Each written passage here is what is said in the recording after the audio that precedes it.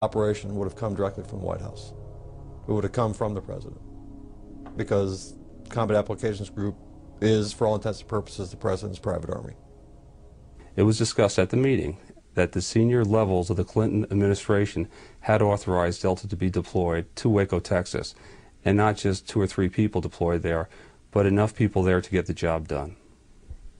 As we come to an end, all of us are looking for anything that happened in these hearings after 8 days and nights to indicate not that General Reno had something to do with this, but now the president.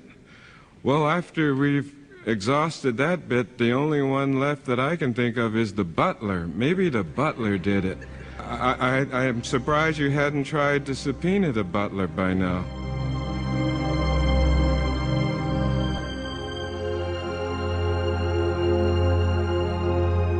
Our disappointment could not have been greater as professionals and as humans who care about the plight of others when the investigation was terminated by Congress.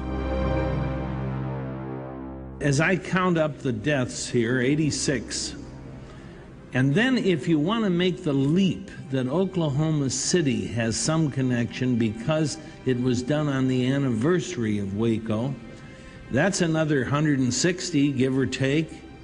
So you're talking 246 lives, and for this Congress to try to oversee what in the hell happened and how did it happen, it just seems to be talking about the butler did it, a little capricious, a little frivolous, and that's just my opinion. I yield my time to Mr. McCullum.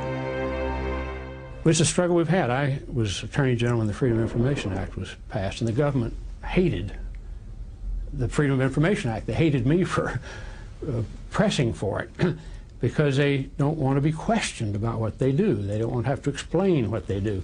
And yet, if you want to be a free society, if you want to have justice, if you want to avoid a police state, you better know what your government does. You better insist upon a right to know what your government does.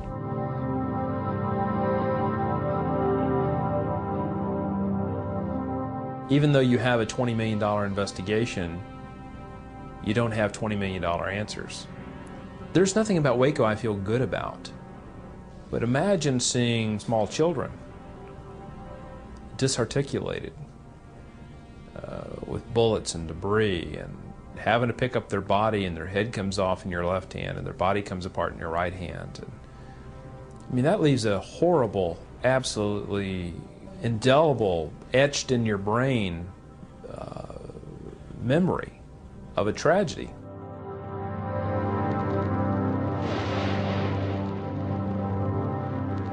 The prosecutors during our trial tried to prove conspiracy and murder, and all 11 defendants were found by a jury to be not guilty of those 2 charges. And I think that, to me, is for the president and for any media or anybody in this committee to continue to refer to us as murderers, I feel that's unjust. The government cannot be proud about what they did on February the 28th. They cannot be proud about what they did on April the 19th. And they certainly can't be happy about what this jury said to them today. We found all of the defendants not guilty of conspiracy to commit murder and of murder. In essence, there was no way we could say that they did not use firearms. I think the jury totally rejected the scary idea that came out in final argument that someone who would study a certain religion by virtue of the way he thinks would be guilty of a conspiracy to murder federal agents. That, I think, is one clear message that came out of this trial. What we came to realize, too late to correct, was that we could not have found them guilty of using firearms without having found them guilty of either conspiracy to murder or murder. Those 2 charges were tied together. When the judge looked at the jury's verdict, he said this finding of guilty to commission of a federal offense is inconsistent. I'll throw it out. But then he changed his mind. And when it came to sentencing, he stood the jury's verdict on its head. He said in his sentencing speech that since they were guilty of using a weapon in the commission of a federal offense, he would find that the federal offense was murder and conspiracy to commit murder. He went further on to say, you murdered not only the ATF agents, but your own co-religionist. Federal sentencing guidelines allowed Judge Smith to choose a sentence of between 5 and 40 years. He gave all but 2 defendants the maximum sentence of 40 years in federal prison. I knew what was going to happen. I knew what the agents were going to say, what they're going to blame myself and others in there for. But, you know, it was just something I had to go through. I'm a school teacher, and it's, you know, a good opportunity for me to get away from the kids and forget all about them for a while and just come and relax for a while. Paul Fatter was not at the initial February 28th shootout with the ATF, but was charged with aiding and abetting and was also given a maximum sentence of 15 years. I don't like being in prison. You know, I don't like this situation. It's a futile experience. I don't understand it. I don't think it's making me a better person, but I believe it's all for a reason. The system had every opportunity to be fair and honest and truthful and treat us properly, and they chose not to. They chose to lie, to deceive, and to cover up, to cover their positions or their retirement or their whatever it may be. And that's something they got to deal with. They got to look at themselves in the mirror every morning and say that, hey, I made decisions that ended up costing a lot of people their lives.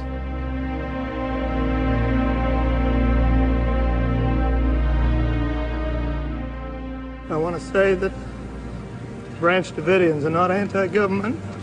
We're not anti-law enforcement. And I'm sorry that there are 4 agents that are dead and there are a lot that are wounded.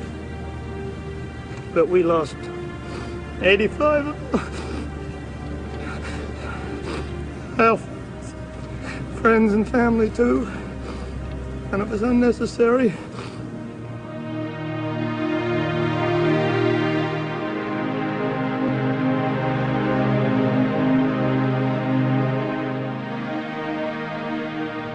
I hear a lot of people saying that, you know, that they hope this will never happen again, what happened to us.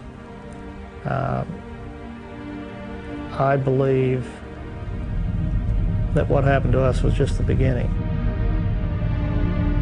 Many of us had a heartfelt concern for individuals that chose a particular lifestyle that was a little bit of an off-brand lifestyle and who were cavalierly thought of as unimportant and thought of as people who simply committed suicide or simply burned themselves up.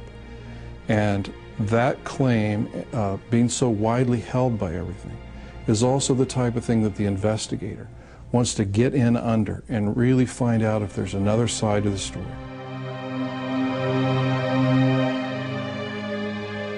They were my life. They meant everything to me, and they still do. And I thank God for the hope that one day, and I hope it's soon, that I'll be able to put my arms around them and play with them again and take care of them, God willing. We cannot put this government in the seat of God and go along with this government and say, look, you can take life anytime you well please, just like you did right before our very eyes. We had a play-by-play just like it was a football game. But you can't do this. You know, I think the media needs to be the watchdog for the people. I mean,